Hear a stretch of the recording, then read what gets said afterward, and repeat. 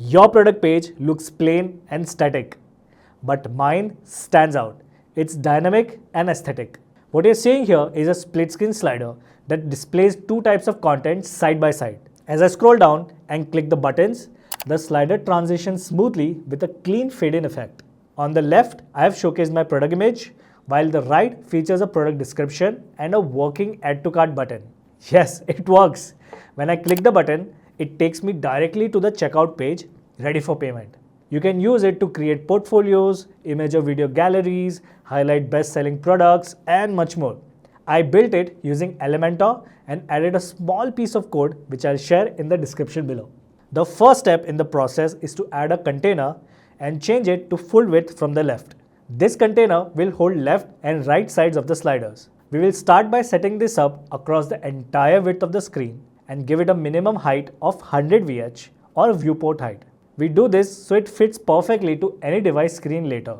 Now, set the direction to row, align items to the center, and we will place our product images on the left and description on the right. Once these two containers are set up, let's assign them the CSS classes which will help the code identify them individually. Alright, make sure you go to Navigator and rename the containers to left and right and assign CSS ID to them. Let's name them as left side and the right one as right side classes. Let's start with the left side, the container where you will be showcasing your product catalog. But before that, whenever I'm doing some design work for clients, I make sure to install this free plugin Airlift because, okay, let me actually show you this. So that's my site speed before and that's after.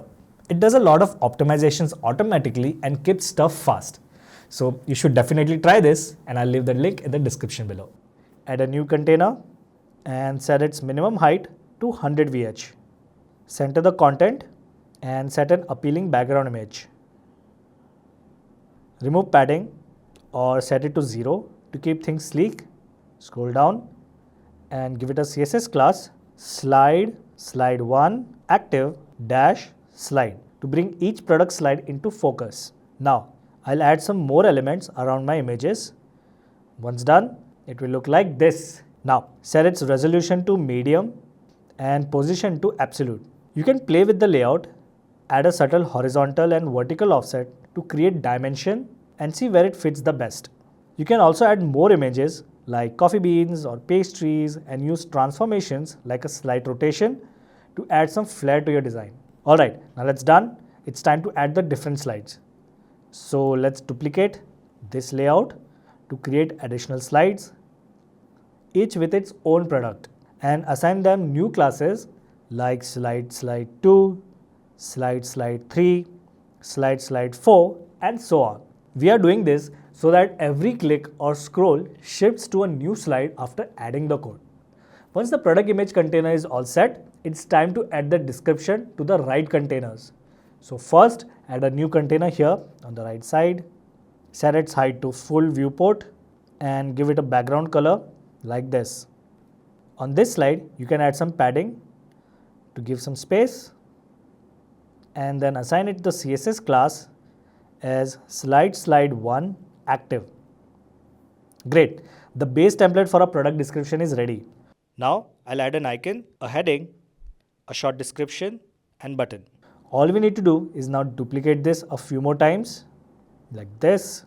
Now label each one with CSS classes like slide 2, slide 3, slide 4 and so on. Alright, with everything in place, it's time to add our code. So select the main container, go to advanced settings and here add your CSS code which I will link in the description below. Then add a new container, drag in an HTML widget and paste the JavaScript code into it. Let's update the page and preview the changes. Alright, this is working just fine and the slides shift when you scroll. Great, now let's add navigation buttons so users can smoothly glide from one product to the next. First, create a container, make it full width and center align everything within it. Now add an up arrow icon from here and style it to be both functional and beautiful. Set the custom width, align it to the end and add a CSS class like the previous slide. Give it a hover transform of 1.2 so it pops just enough to catch attention. Duplicate the icon, change it to a down arrow, and name it next slide. Use a slight negative top margin like this, and go here to add padding to position it just right. Then add a high Z index to keep it at the front without cluttering the page. Next, to wrap it up, you just need to add a final code snippet for everything to work smoothly. Just go to the HTML code widget and add this event listener code to this part. You can find this code in the description below, and all you need to do is paste it here. Lastly, let's make the add to cart button functional and linked with WooCommerce, which will allow you to move forward with the purchase. So let's drag the custom add to cart widget here and choose any product. Like to start with, let's take espresso and turn on the quantity selector so your customers can choose the quantity.